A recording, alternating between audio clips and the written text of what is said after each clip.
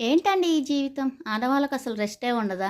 నిన్న ఒక ఫంక్షన్ ఉంటే ఫంక్షన్‌కెళ్ళొచ్చానండి. సండే అయినా కూడా పనంతా చేసేసుకొని ఇంట్లో పిల్లలకి అన్నీ సముదాయించుకొని, ఇంకా అన్నీ వాళ్ళకి దగ్గర పెట్టేసేసి, బియ్యం అయితే కడిగి పెట్టేసి, కర్రీ అయితే ఏదో ఒకటి తెచ్చుకొని తినమని చెప్పేసేసి, అన్నీ వైనంగా పెట్టేసి, ఫంక్షన్‌కి అన్నీ చూసుకొని, మనం రెడీ అయ్యి, ఫంక్షన్‌కెళ్ళొచ్చేలోపు మా పిల్లలైతే మినిమమ్ 25 టైమ్స్ అయితే కాల్ చేశారండి. ఎప్పుడొస్తావమ్మా? ఎప్పుడొస్తావమ్మా? ఇక మా వారైతే ఆఫ్టర్‌నూన్ లంచ్‌కొచ్చేసేసి మా పిల్లలకి చికెన్ బిర్యానీ అయితే తీసుకొచ్చి ఇచ్చారంటండి. ఇక మా వారైతే ఫుడ్ అయితే ఏం తినలేదంటండి. ఓన్లీ ఒక ఫ్రూట్ జ్యూస్ అయితే తాగేసేసి అట్లాగే ఉన్నాడండి.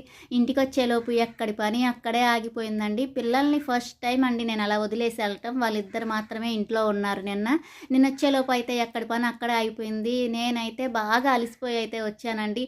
కానీ మనకైతే ఆ పనైతే చేసుకోని తప్పదండి. నేనొచ్చి ఇంక పిల్లలకి సముదాయించుకొని నేను ఫ్రెష్ అప్ అయ్యి నా చేతులతో నేను నా పిల్లలకి ఫుడ్ పెట్టేసుకొని రెస్ట్ అయితే తీసుకున్నాను.